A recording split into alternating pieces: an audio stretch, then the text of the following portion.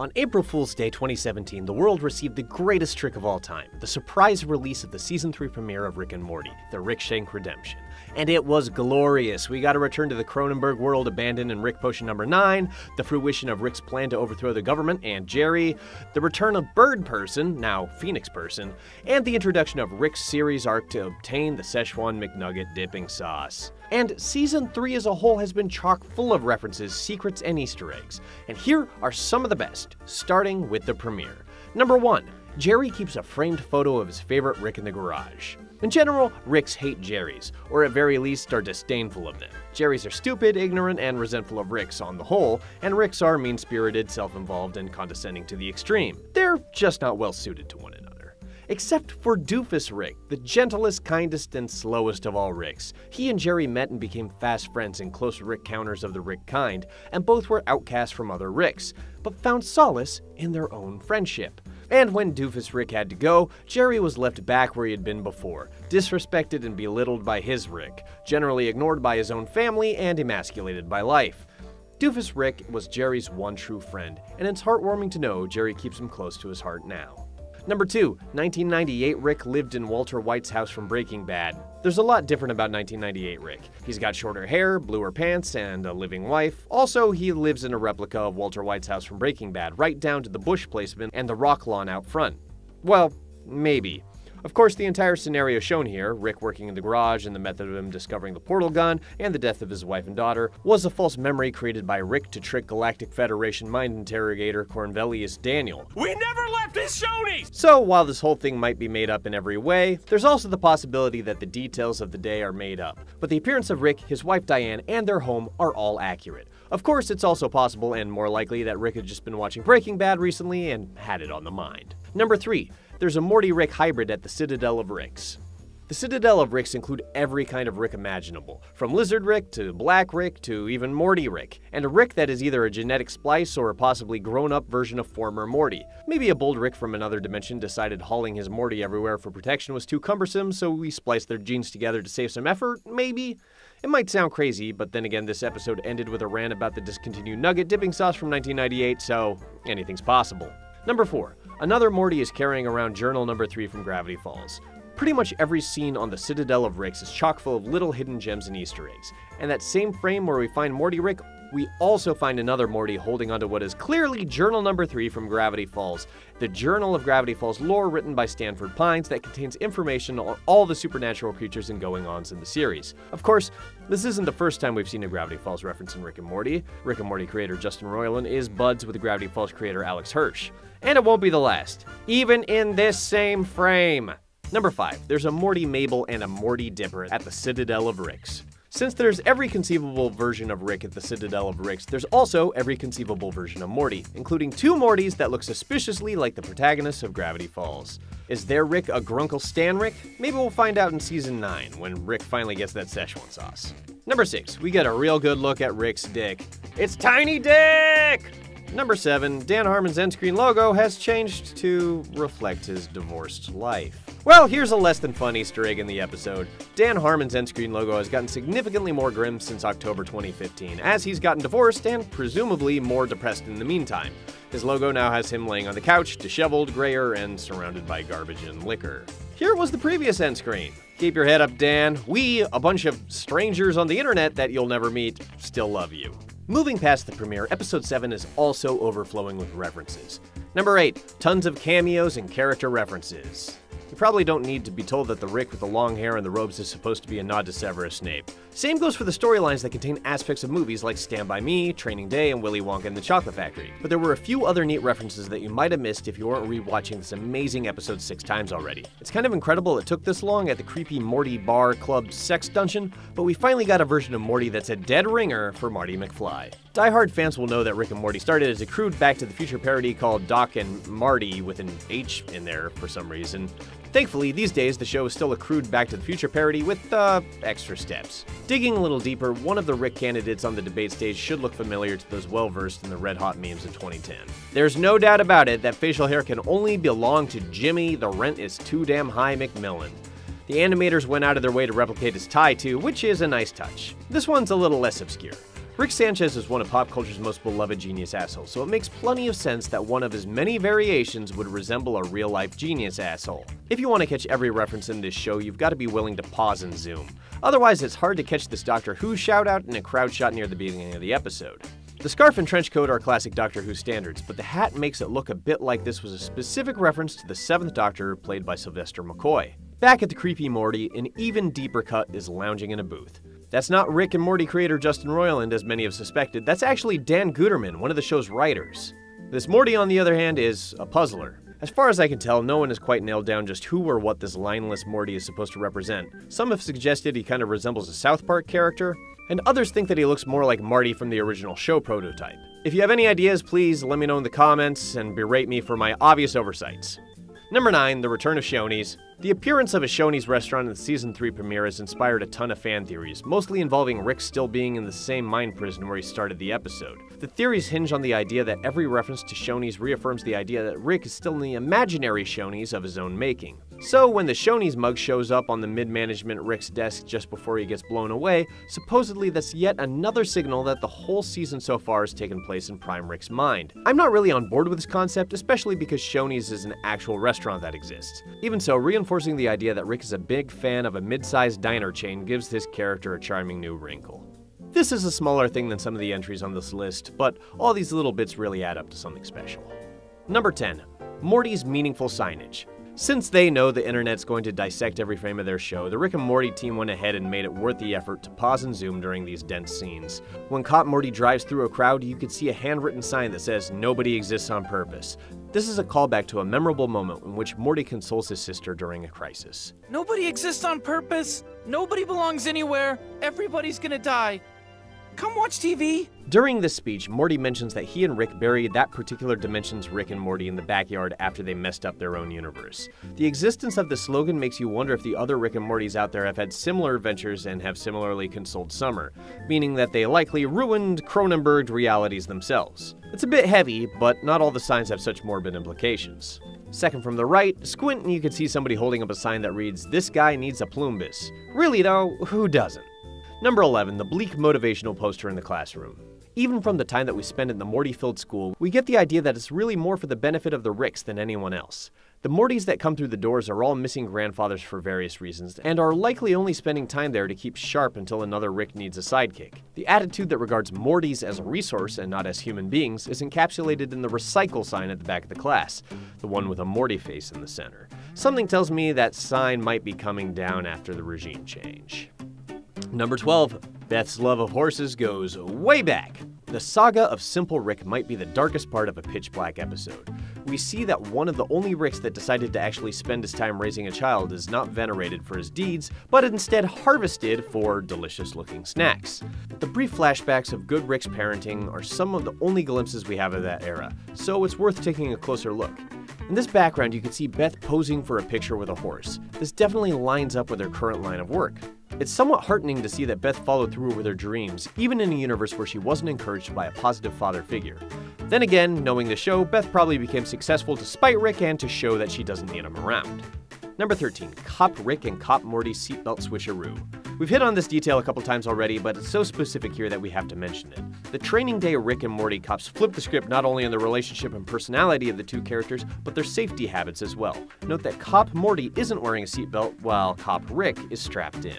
If you have not noticed, up until now, Morty almost always wears his seatbelt inside vehicles, while Rick basically never bothers. I'd ask if evil Morty wears a seatbelt when he drives, but I think we already know the answer. Number 14, somebody tagged Get Swifty on the left side of this wall. There it is! That's it. There it is. Number 15, Evil Morty's diabolical plan. Everything came together at the end of this episode when that music kicked in and your jaw hit the floor. Even if you insist on telling everyone you saw it coming, it was still a fantastic capper to an excellent episode. But in straining to see the incriminating evidence just outside the airlock, you might have missed the fact that Trenchcoat Rick is among the fresh corpses. Remember, this is the same Rick that supplied the dirt about Evil Morty to Fired Morty in the first place. This hard evidence is the basis for a few emerging fan theories, the most convincing of which suggests that Evil Morty intentionally leaked the info about himself to Fired Morty, then killed him and Trenchcoat Rick to hide the evidence. Why do all of this? Well, Evil Morty needed the votes, and an attempted assassination could and did tip the scales. But how could evil Morty possibly guarantee that fired Morty wouldn't succeed in his assassination attempt? Well, there is the fact that fired Morty is still a Morty, but we also know that fired Morty shot evil Morty with a gun in his left hand. Because fired Morty used his offhand, he botched the murder. But wait, how do we know that Mortys are inherently right-handed? Well, Fat Morty did mention that he thought that he was left-handed Morty, implying that was supposedly the thing that set him apart from the rest of his kind. I thought I was left-handed, Morty. It seemed like a random joke at the time, but you never know what details could end up being important. For this theory to hold water, evil Morty would have to have had an intricate, meticulous plot in place. Sounds exactly like the kind of thing evil Morty would do, doesn't it? Almost makes you wonder if this was the plan all along. After all, it was during his first appearance that evil Morty killed scores of Ricks, using all of their Mortys to power a horrendous machine. Once all the Rickless Mortys were freed, they took refuge at the Citadel, where they helped create an unstable power balance that led to evil Morty's eventual re-election. But somehow listening to the evil Morty music again, remembering his past diabolical schemes, makes the theory a bit more believable. At this point, I'd be kinda mad if the conspiracy didn't turn out to be true. Moving on to stuff in episode 8. Number 16, tons of callbacks in the Alien Collector Zoo. If you're gonna look for Easter eggs in any piece of science fiction, the old alien who collects species in a zoo is about as reliable as it gets. It worked for Guardians of the Galaxy, and it works doubly well in Rick and Morty.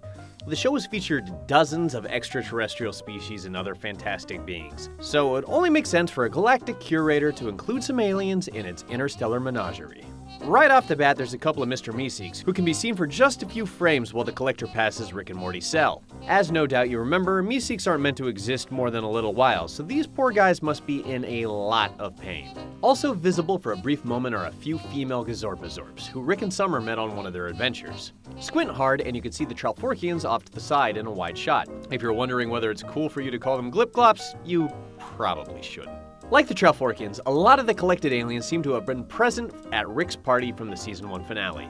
The alien collector doesn't really seem like the type that would be thrilled if one of their subjects got away, but at this point it would probably pay off to just follow Rick around and capture whoever or whatever he runs into. Number 17, Rick and Morty go to a real Mexican restaurant. It's not exactly Shoney's, but the Mexican restaurant featured in this episode is special for a different reason. Don Cuco is a real-life chain with a handful of locations in Southern California, and it appears, though, that the Don Cuco in this episode, where Rick dines with Zigzag the Flooplupian, is ripped straight from the Don Cuco in Burbank. Here it is on Google Street View for comparison. Fans speculate that since this location is near a few studios, including Cartoon Network, it may well have been visited by some of the crew. Seems like a good place as any for a last meal. Number 18, the Gravity Falls references are just getting out of control. Those who follow Rick and Morty closely, or those who've watched any of our previous videos about Rick and Morty, know that the show has a strangely close relationship with the beloved Gravity Falls. A couple Easter eggs in this season deepen that connection, starting with the very first scene. When Rick and Morty are running around the MC Escher-esque maze, they speed past a statue holding what looks to be an Illuminati eye, with eyelashes. Seems like a dead ringer for Bill Cipher, the dastardly villain from Gravity Falls. But hey, it could just be an unrelated Illuminati eye, right? Tons of TV shows and movies and American currency include that imagery. The probability of it being coincidence narrows a bit when you look closely at some of the memorable tube labels in Rick's lab. As Rick admits in dialogue, most of the labels are random gibberish. Pocket Poo on the left, but Bill C is undoubtedly a reference to Bill Cipher. In the same shot over to the right we see Stanford. And no, it's not a nod to the prestigious school with an uneven football team, it's this guy. That's Ford from Gravity Falls, otherwise known as Stanford Philbrick Pines. At this point, I think we'd all be shocked if we didn't get a Rick and Morty Gravity Falls crossover episode.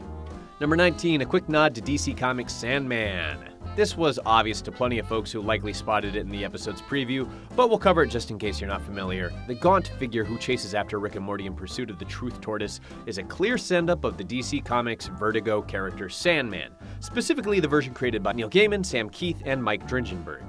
Though you'd be forgiven if you got a David Bowie Labyrinth vibe from the Upside Down Maze. Number 20, the Moon Man might have been real after all. The Moon Man memory that we see early in the episode sets the tone for a lot of these vignettes, in that it's an extremely messed up short story that ends with Morty traumatized. But there might be a bit more to the Moon Man than what we see. In the episode, Morty thinks that he sees a man on the moon through a telescope. Nobody believes him, and yet the Moon Man shows up in his school as a new guidance counselor. After some stalking and an accusation, the Moon Man apparently kills himself in his home. Afterwards, Morty double-checks his telescope and sees a Moon Man-shaped smudge, implying the entire incident was imagined and a man was driven to suicide for nothing. It seems kind of like a thing you'd want erased from your memory, too. We could take that at face value and it would completely fit the tone of the show, but there are a few details in the story that point to a more sinister undercurrent. The Moon Man was real the whole time. For instance, check out the license plate on the Moon Man's car. SATF-1V3 seems like a call out to Saturn V, the rockets that took the Apollo crew to the moon. Just after this, we see where the Moon Man lived, a house with a very special number. 237 is notably the number of the spooky haunted room with the old naked lady in The Shining. So that aligns with the Moon Man's creep factor at least. But this number is also important to conspiracy theory nuts who believe that The Shining director Stanley Kubrick helped fake the moon landing, including the room number as a nod at the distance from the Earth to the moon, which is approximately 237,000 miles away. Hey, and if we're getting into tinfoil hat territory, we might as well go all the way. Lastly, let's look at that offending smudge again and compare it to Morty's original sighting. Notice anything? When we first see him, Moon Man has a shadow, whereas that smudge kinda looks like Moon Man does not. We may never know what really happened here, but I think we could all agree one thing. That unibrow is not to be trusted. Number 21, the Truth Tortoise's secret message. Rick and Morty's cold opens don't often have anything to do with the story as a whole, but rather offer a fun self-contained story that acts as an inciting incident that kicks off the plot proper. This episode was much the same, as we mentioned the titular duo attempting to escape a magical maze while carrying a truth tortoise. We don't know a lot about the tortoise other than you shouldn't look at it unless you want to know everything, and that it sounds funny, almost as if it's talking backwards. Because this is the internet, somebody has already reversed the truth tortoise noises and came up with this. I'm a beetle, Paul is dead. For clarity, that tortoise says, I am a beetle, Paul is dead. This is a send-up of the well-known Paul is dead hoax, a Beatles conspiracy theory that supposedly indicated that Paul McCartney had passed on and been replaced with another person. Some of the biggest evidence of the theory hinged on playing John Lennon's A Day in the Life in reverse, at which time you're supposed to hear Paul is dead, miss him, miss him. It's an older reference, but it still checks out. Number 22, why Summer got chewed out at the end of the episode. When both Rick and Morty are out of commission, who's left to save the day and set everything right? According to this episode, it's Summer, who wanders into the final minutes with a creamsicle in her hand. Though she restores her brother and grandfather's memories and stops their grim double suicide, in return, Summer is chastised by her own family. To see that, we have to look at the Scenario 4 instructions that Summer follows to do Rick and Morty's hard reset. Summer seems to follow every direction to the letter, with the exception of number 10. She doesn't leave the room. And so for all of her trouble, all she gets is a verbal beatdown. Rules are rules, Summer. Number 23, Jerry's VHS memories. Though Jerry hasn't been a huge part of this season overall because of his divorce with Beth, you can always count on him for a solid post-credits stinger. He came through huge this week with the E.T. parody Gobo, which was apparently part of Jerry's Mind Blowers. Instead of a huge room filled with multicolored memory vials, Rick only went so far as to throw together a glorified VCR helmet for Jerry. Looking closely at the box's contents and flipping the image upside down, we get an idea of what's on Jerry's other tapes. On the left, you can see a purple tape marked Sleepy Gary, who we all know is Jerry's secret lover that turned out to be a memory parasite. On the far right, we could see the Apples campaign, a reference to Jerry's pride and joy as a marketer. It's not clear whether the tape contains Jerry's memories of the time he was in a simulation and had great success with the Hungry for Apples campaign, or if the tape contains the time Jerry tried to sell the slogan in real life and was literally fired for it. Either way, it's probably best that he let this one stay out of his brain and on VHS. And on to episode 9. Number 24, Cherished Memories of Mr. Poopy Butthole. As the center of many fan theories about alternate realities, Mr. Poopy Butthole demands a lot of attention whenever he shows up on screen. But so far this season, MPB has laid low for the most part, besides proposing to Morty for a split second in the last episode. That makes sense though, since the initial joke of Mr. Poopy Butthole, apart from his name, was that he was a longtime friend of the family that was never seen up to that point. The Rick and Morty production team might have wanted to dispel the idea that we've been following different Rick and Mortys in different universes from episode to episode. Previously, fans had speculated that the sudden appearance of Mr. Poopy Butthole signified that his episode debut took place in a different reality than the one that we've been used to. But now, a second time this season, we see Mr. Poopy Butthole, his picture hung up on the fridge. Either this is a signal that most Rick and Mortys have their own Mr. Poopy Butthole, or that the animators are just fucking with us. And when it comes to the show, it could very well be both. Number 25, Brad is moving on. Whenever there's a crowd scene in Rick and Morty, you probably want to freeze frame and look around. This pays off at the restaurant scene, when who do we see but Brad, Morty's classmate and resident high school jock. Cue the blurry zoom in. Ignoring the mustache guy in the foreground, it would seem that Brad is there with the blonde woman on the right, which is interesting since he's usually with Jessica. Brad and Jessica seem to have an on-again, off-again thing going on. They broke up a bit before Rick had his run-in with his toxic self, but by the end of that episode, Brad and Jessica seemed to be on the mend. They could still be taking a break, or Brad is cheating on his girlfriend at a random restaurant. One thing's for sure, Brad probably didn't look at the Yelp reviews either. Number 26, Jerry's car looks just like Jerry. Well, it used to. Jerry Smith's car has been through the ringer before, but those were other universes, I think. After this week's episode, however, it seems to be gone for good, telepathically crushed into a cube. Jerry can probably find another one of those cartoony station wagons any place, and there's reason to think that he'll go out of his way to track one down, because they look just like him. Seriously, look at Jerry's shirt. The stripes match his station wagon, down to the wood paneling. It's one of those ideas that sounds silly, but once someone suggests it, you'll never be able to see anything else. Number 27, a couple loose ends. Maybe you guys could actually help us out here, because we usually try to leave things out if we're not 100% sure, but these ones seem like there's something. When Rick is going through Beth's old childhood gadgets, among the unbreakable bats and sounder racing sneakers is a fake police badge. It's only on screen for a second, but the weird part is that it's got a badge number, VA184. We know from previous episodes that numbers in the show often mean something significant. Part of this likely relies on the fact that the people behind the show know that people are going to dissect every frame, like, we are. But we're stumped as to what VA184 is a reference to. Is it supposed to be Highway 184 in Virginia, a reference to the Veterans Association? It could very well be nothing, but it comes right before location tracking stickers. These stickers have specific location tags. The production team had to know we'd plug those into Google Maps, but when you do, you get a spot off the coast of Africa. Either that's where Atlantis sunk, or the location is completely meaningless. Personally, we're hoping that this location will come back someday, just so we didn't waste our time. Number 28, Rick's stash of old machines and munchies. Okay, time for the good stuff, real one this time. Just over a minute into the episode, Rick rummages through an old box for the magic chalk that opens up a gateway to Fruity Land. But there are a ton of callbacks inside. The box itself is a callback to the moving company that's been featured a couple times in the show. Inside, one of the most recognizable gadgets is a Meeseeks box, the corners of which you can make out pretty well. And another big one is the Vindibeacon, a large purple glowing crystal that summoned Rick and Morty to help the Vindicators early in Season 3. Next to the Vindibeacon, we can see Rick's memory wiping machine, which we just saw in the previous episode. They really planned the stuff in advance, huh? It's only visible for a few frames, but if we zoom and rotate just enough, you can see part of a box of simple Ricks, the decadent and disturbing treat from the Citadel of Ricks seen in the instant classic Rick-Lantis mix-up. When episodes are packed to the minute with details like these, it's tough to not overanalyze every frame. Number 29, Jerry's robe has a hidden meaning. Over the course of 3 seasons, Rick and Morty has gone to great lengths to convince us that Jerry is objectively pathetic. Even though things went a bit better for him in the finale, the show did get one last dig in the form of Jerry's robe. On the back, you can see the Chinese character, this thing, which literally translates to weak. Why did Jerry buy a robe like that? Knowing him, he probably saw some Chinese writing and thought it looked cool. The store attendant probably told Jerry it meant mysterious. Typical Jerry. Number 30, Rick's fear of pirates puts an early episode in a new perspective. Seems like we learn something new about Rick every episode. He doesn't so much grow as a character as he just adds to his ball of flaws and hang-ups. This week we found out one of the few things Rick is afraid of: pirates. It's a silly random gag that you kind of forget after they jump to the next scene, but let's back up a minute.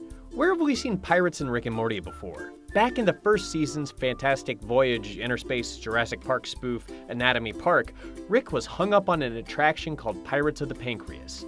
Nobody else really saw the appeal besides him, and now we know why. Because Rick is terrified of pirates, and he thinks that would make for an excellent amusement park ride. Looking at it that way, Pirates of the Pancreas would probably go great next to the Tunnel of Lasting Bonds with Loved Ones. Number 31, some very specific nods to Minecraft. The fact that Minecraft was a part of the episode does not count as a cool Easter egg or hidden detail, no matter what the YouTube videos that are trying to pad out their watch time will tell you. Not that this video is one of them. This video's, it's different. It's different and good. But Rick and Morty cut a little deeper, referencing one of the most popular games in the world while they weren't actually talking about it. Remember when the army sets up their own rinky-dink portal? One of the soldiers activates it with a lighter. As it so happens, igniting a gate with a small amount of fire is exactly how you activate a portal in Minecraft. Our time in the Rick and Morty-ized Minecraft world was brief, and that's for a reason. As Rick noted, it's been done. Informative murder porn is the Minecraft-heavy South Park episode Rick is referring to here. It happened to air on October 2nd, 2013, almost 4 years before the Rick and Morty episode. Between this and Mr. Poopy Butthole's eerily accurate prediction, it's almost as though the production team knows what the hell they're doing. Number 32, another one of the show's writers makes a cameo. Rick and Morty's producers, animators, and writers seem to find a way to sneak into random episodes as background characters, and the Rick-Churian Morty date has yet another in a long line of creative cameos. The guy at the beginning of the episode mopping up the Kennedy sex tunnels appears to be Mike McMahon, one of the show's writers. Work hard, kids, and you too can eventually get killed by some kind of alien Googa. Number 33, the president borrows a gun from Half-Life. The gun that the president uses to whip Rick around the room kind of looks like the gravity gun from the Half-Life games. I could waste more time here, but that's kind of all the context you need. It's neat, it's cool, let's move on. Number 34, Mr. Poopy Butthole's picture looks familiar. Yes, it was a little disappointing to see Mr. Poopy Butthole in the after-credits stinger instead of, say, Evil Morty. But it was kind of nice to get a sneak peek into MPB's private life, now that he started a family. Peeking at his photos, it appears as though members of Mr. Poopy Butthole's species are born with those little top hats on. In addition to his wife and kid, Mr. Poopy Butthole has posted up some pictures of the Smith-Sanchez family, including one picture of him and Rick that we've seen before. The background is a bit different, but that is the same picture that can be found in Mr. Poopy Butthole's home and on Beth's fridge, as we saw in the last episode.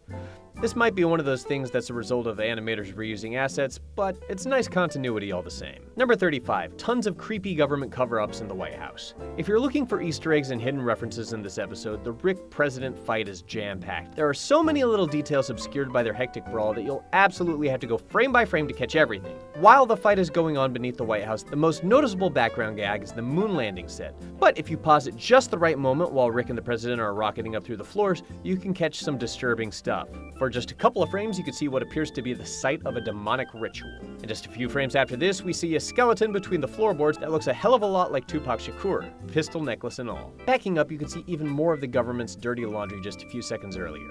While Rick is dodging missile fire, you can see the fake moonlander. A handful of frames later, a nearby convertible goes up in flames. Looking closely at the blood spatter on the back and the flags up front, it becomes clear that this is part of the possibly staged JFK assassination. It's hard to read here, but the boxes next to the car read Jumbo Magic Bullets, a reference to the assassination conspiracy theory popularized by the Oliver Stone movie JFK. And because we've reached that point, as a nation, there's also a staged diorama of the World Trade Center towers. That one's more than a little dark and kind of ludicrous, but the last faked historical event brings it just back to plain hilarious.